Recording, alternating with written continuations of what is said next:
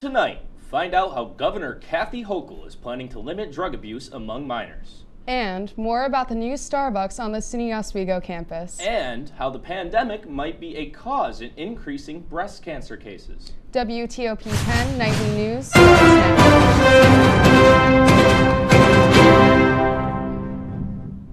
Good evening and welcome to WTOP-10 Nightly News. I'm Damon Fletcher. And I'm Megan Gagno. Analysts are saying about 1 in 8 women will be diagnosed with breast cancer in their lifetime. At least that's according to the most recent survey from the National Breast Cancer Foundation. In 2021, just over 280,000 American women were diagnosed with the disease, almost 10,000 above last year's average. Medical physicians say much of the growing concern today is due to effects caused from the pandemic.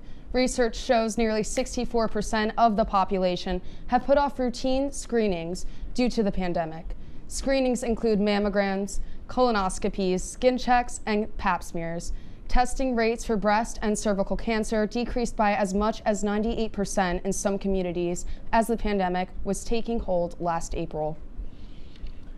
Speaking of breast cancer awareness, Oswego businesses are joining the fight. Beauty and the Beard Salon are partnering with Oswego County Opportunities Cancer Services Program to raise awareness and support the agency's efforts to reduce breast cancer rates in Oswego. Throughout the month of October, Beauty and the Beard will be providing customers with information on breast cancer, along with free gifts, including nail kits, shower cards, and access to free breast cancer screenings. As flu season approaches, Governor Kathy Hochul is encouraging New Yorkers to get both COVID-19 and flu vaccinations. Hochul says that getting vaccinated is not just about protecting yourself, but also about protecting the people around you. Mass vaccination sites are open to eligible New Yorkers for walk-in appointments. These sites work on a first-come, first-served basis, but are also accepting scheduled appointments too.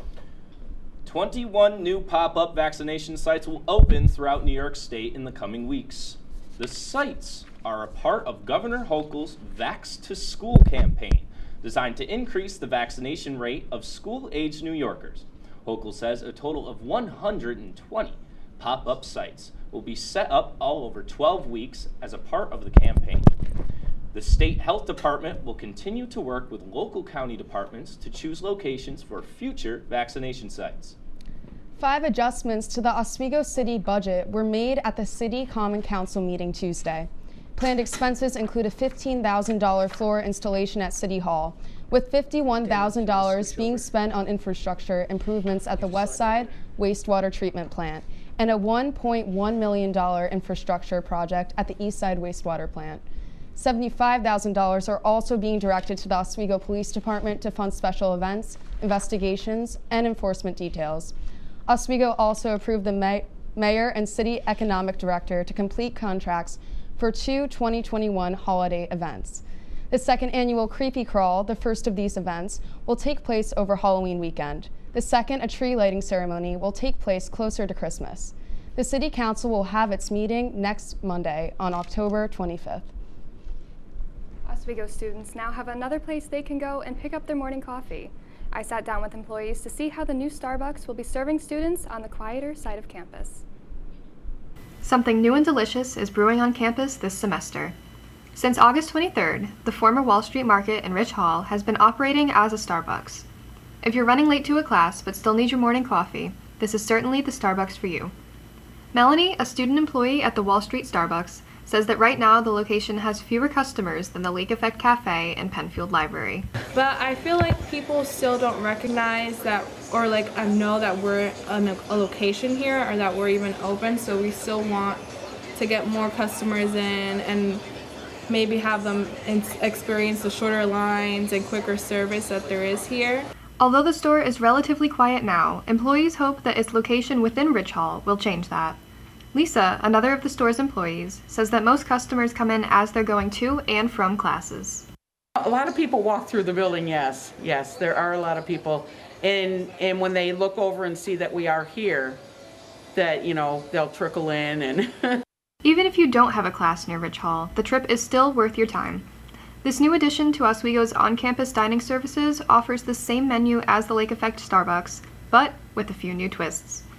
Lisa notes that the smaller amount of customers allows her to give a more personalized experience and a customized drink to each student.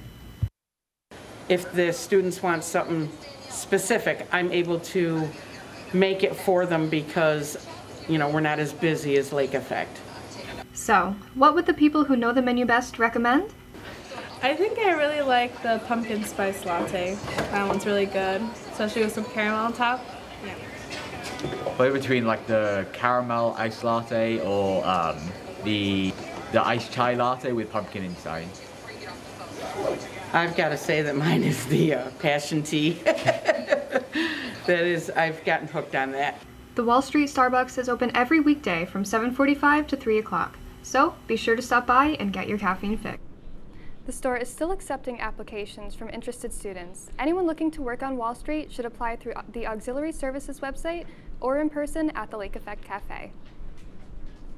Mayor Billy Barlow announces that the city of Oswego is hosting a youth night with the Oswego State men's hockey team. This will happen during the Friday, October 29th game versus Hobart. 135 free youth admission tickets in sections 51 and 53 have been made available for kids living in the city of Oswego. Tickets are first come and first served and can be claimed by calling the Oswego City Youth Bureau at 315-349-3451. Oswego County Department of Social Services are searching for single or two-person families interested in becoming foster parents. The department will hold a virtual meeting on Saturday morning, October 16th. Attendance at this meeting is required to enroll in the 11-week preparation program. All children available for adoption have already spent some time within the foster care program.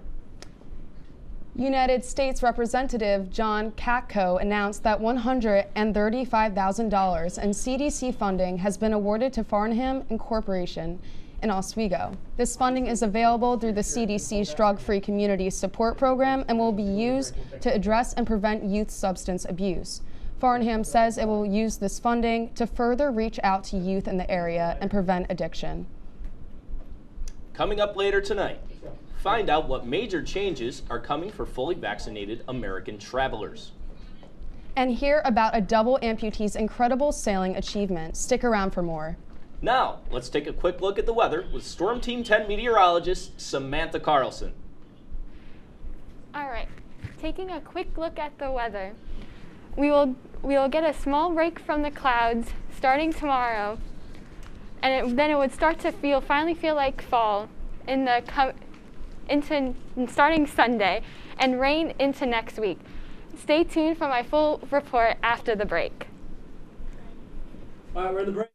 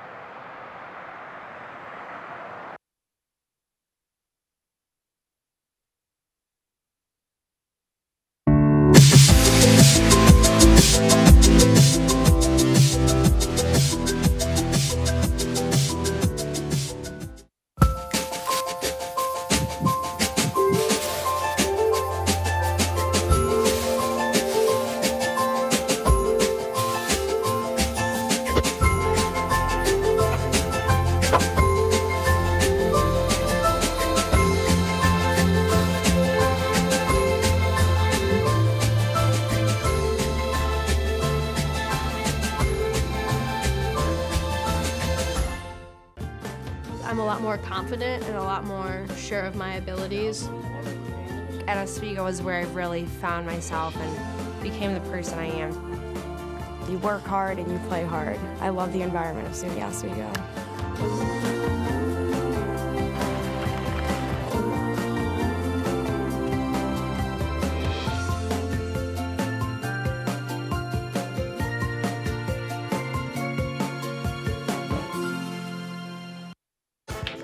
Made her college years possible, opening that education savings account when she was little, spearheading campus tours, and deciphering financial aid. If you can ace planning for college, you can do it for retirement. Get on track with tips at aceyourretirement.org.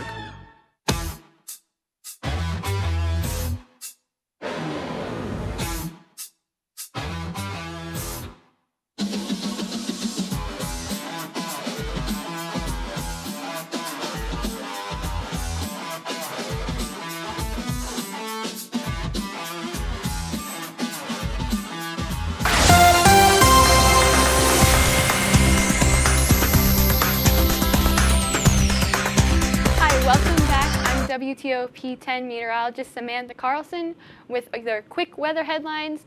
Those expect a break of clouds just for a day for tomorrow, and season-like temperatures move in by Sunday, but expect rain going into next week. Now, starting off with on this date in history. Back in 1969, a rare series of storms rolled through the area and spawning 7 tornadoes, and with Columbia County alone saw over $1 million in damage, which is crazy because close to my hometown. But coming back to today and looking at across the whole New York State, you see that the temperatures are pretty mild for the fall, and with temperatures in the 60s, maybe up to 70s. But back to my favorite place, one of my favorite places, Oswego. Tonight's forecast expects 60 degrees as your low and mostly cloudy and scattered showers out there as well. So that, and with the wind, it's definitely going to help with the mild temperatures, might cool you down a little bit. And looking into tomorrow, if you're planning for tomorrow, expect some rain in the morning, giving off to partly cloudy skies in the afternoon and a high of 70 degrees. So it's going to be another warm autumn day for you tomorrow. Taking a look at the 7-day forecast, you can see that it'll mild throughout the week and cooling down by Sunday as rain starts coming into the area, raining all day Sunday, and finally feeling more like fall as you go into the beginning of next week with sunshine. So very good and very welcomed.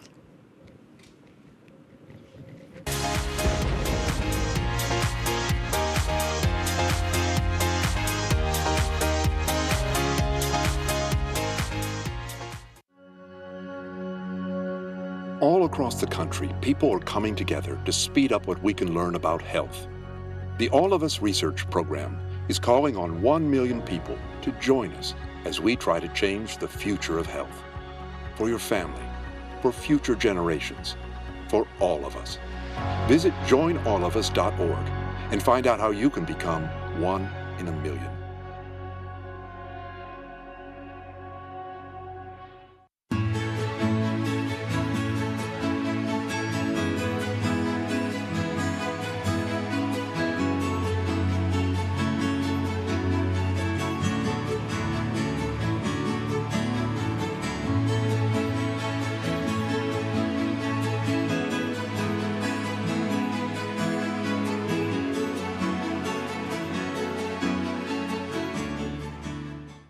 Our son Arjun was born with cystic fibrosis. CF is a genetic disease that shortens lives. When the foundation was founded in 1955, children with CF rarely lived long enough to attend kindergarten. Today, thanks to the foundation's groundbreaking research, advocacy, and care, some people with CF are attending college, getting married, and starting families. We've made amazing progress, but until a cure is found for all people with CF, we will not stop. Help us add tomorrows. Visit cff.org today. Is there a danger hiding in your home? Unused opioid medicines could harm your family. Find your unused opioid pills, patches, or syrups and learn how to dispose of them safely at fda.gov/drug disposal.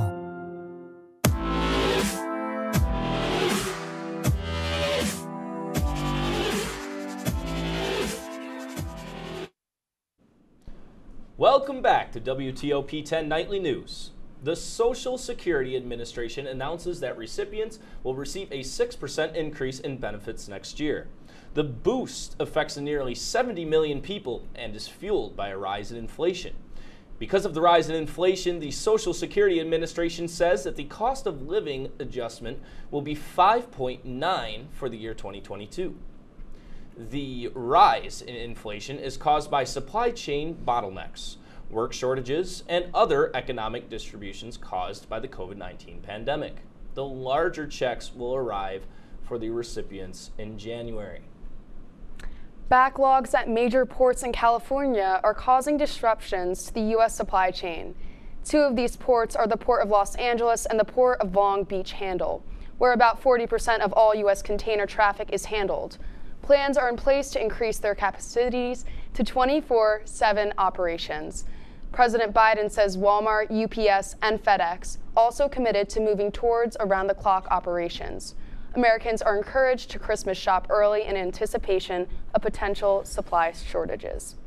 Good news for friends to the north and south. The U.S. is planning to reopen land borders to travelers from Canada and Mexico, easing restrictions that have been in place for more than 18 months.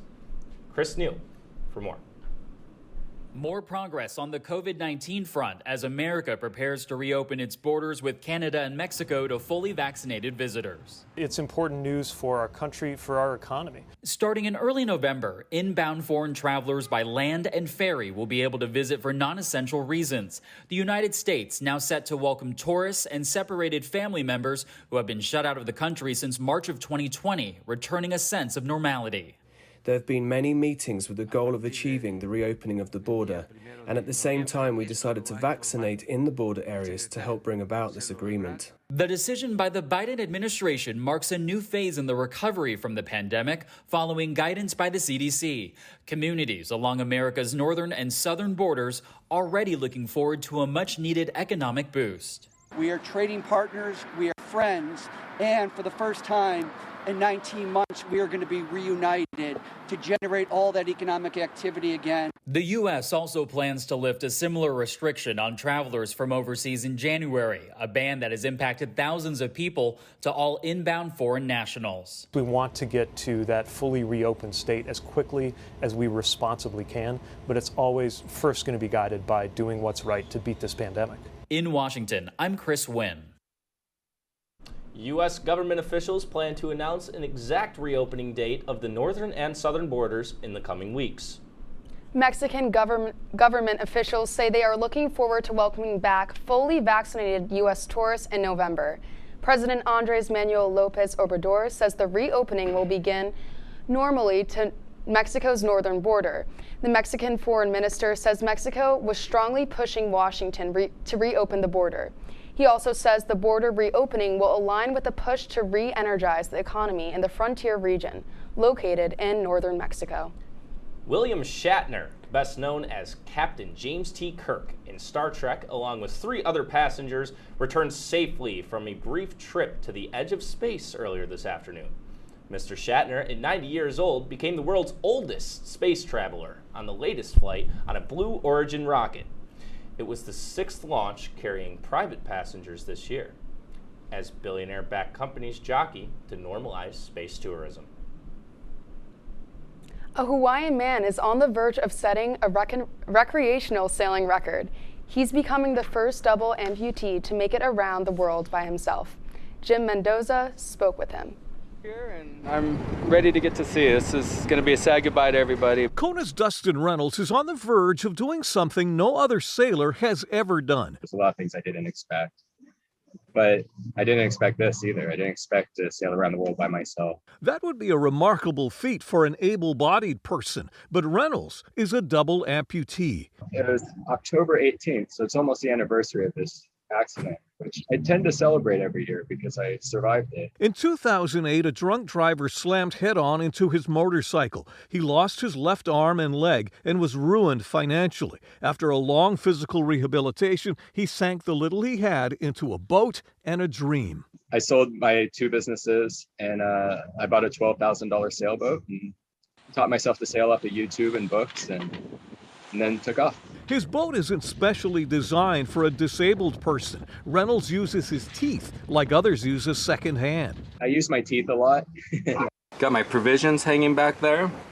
Looks like we're doing about 5.5 knots. When Reynolds completes his solo journey later this month or early next month, he will have been sailing for 7 years. He's logged over 35,000 miles and been to 36 countries. Showing up by myself, with one arm and one leg, people naturally curious, and they usually take me in right away. Crowdfunding kept his journey afloat. He's sailed through storms, scared off boat pirates, and gone swimming with dolphins. One day, a whale shark swam right to my boat, and I jumped in, swam with them for about a half an hour. After his record-setting solo sail ends in Kona, Reynolds will write a book about his amazing adventure. Jim Mendoza, Hawaii News Now. Solo sailing the world itself is already an amazing feat of human endurance. Dustin Reynolds made this achievement in spite of his disabilities. Coming up in sports, Jacob Bradley. Jacob, can you give us a quick preview? The official schedule for 2021-2022 men's and women's hockey teams have been released, and the Oswego field hockey team broke a school record that has stood for almost 40 years. All this and more coming up after the break.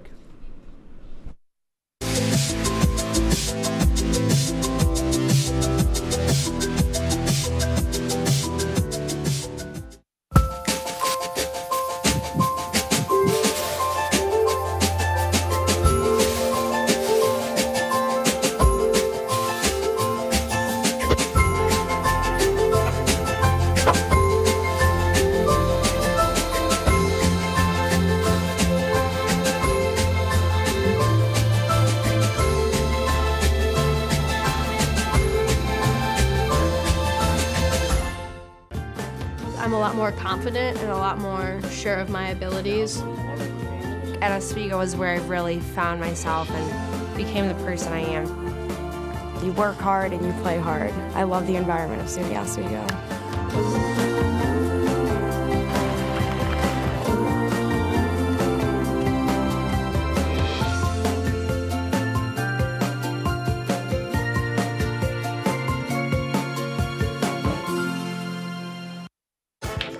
Made her college years possible, opening that education savings account when she was little, spearheading campus tours, and deciphering financial aid. If you can ace planning for college, you can do it for retirement. Get on track with tips at aceyourretirement.org.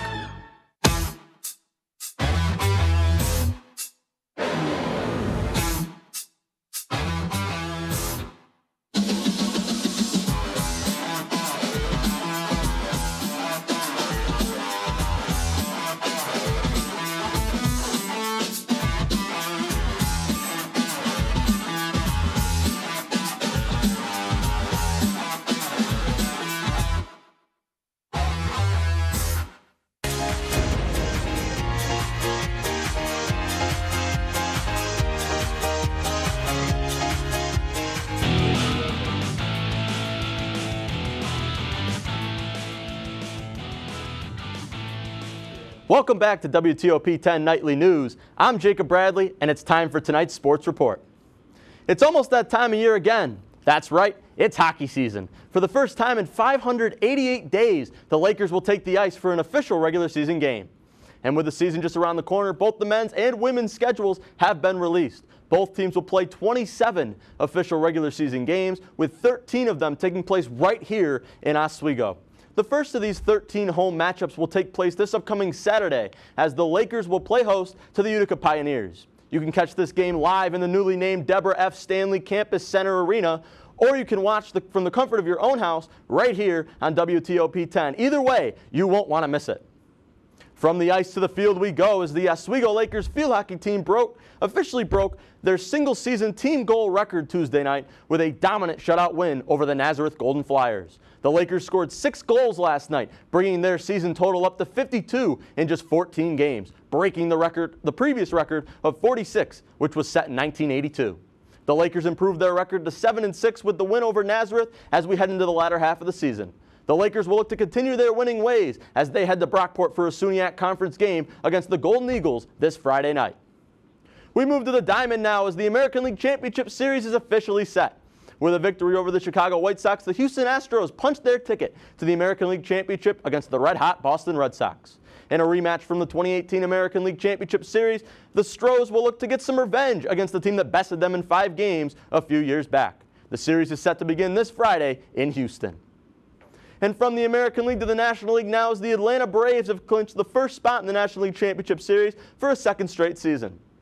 The Braves were able to knock off the Milwaukee Brewers following a huge 8th-inning home run by Braves first baseman Freddie Freeman, elevating the Braves to a 5-4 victory.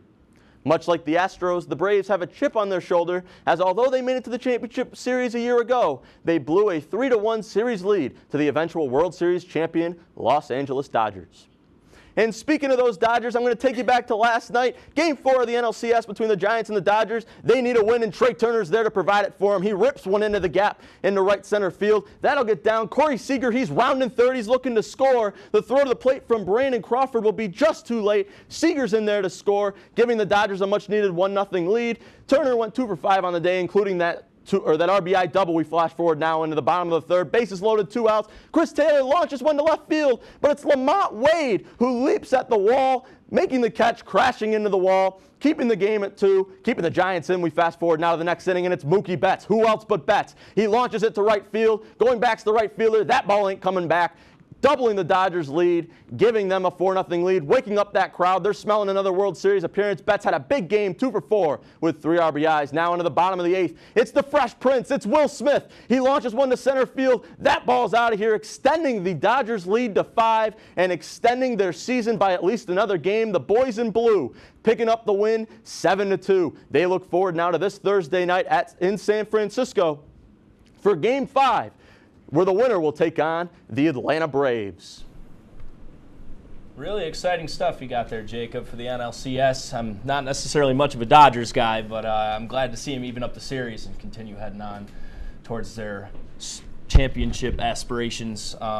Speaking of heading into aspirations, we're heading into hockey aspirations. We're getting into the hockey season. Could you give us a little rundown of what we're getting into this year with hockey? Well, I'm telling you from somebody that has no experience in hockey, I cannot wait. I am so excited. It's been such a long time since the Lakers have taken the ice. We're looking forward to this so much. I mean, I just can't even put myself in the players' shoes to think about just how much this must mean to them to take the ice back for the Lakers. It's got to be fantastic, coming home and getting in front of the fans here in Oswego. I'm sure it'll pack right in there real tight. Yeah, well, I got to ask you, Damon, are you going to be there?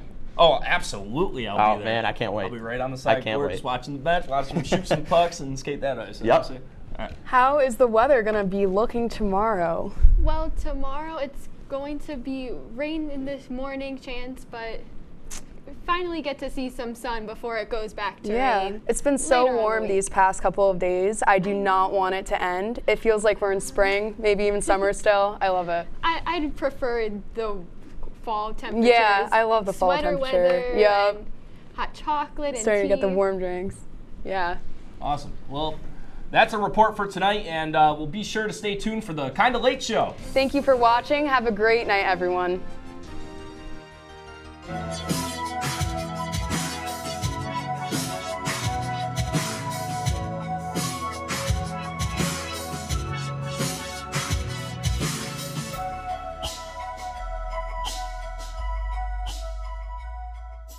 What would happen if I had to pick up the phone, call 911 for one of my family members or one of my neighbors? What would I do if no one was on the other end to respond? What if there was no 911?